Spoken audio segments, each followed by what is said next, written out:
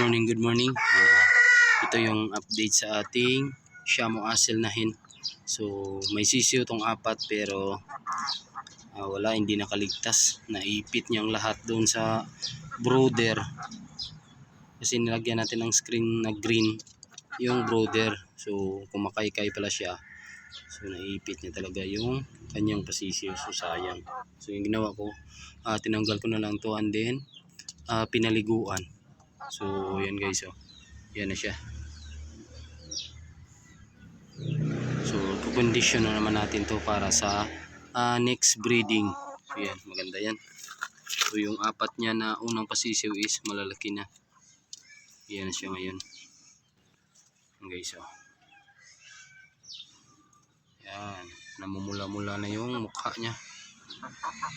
Yan, so malaking hen din to guys.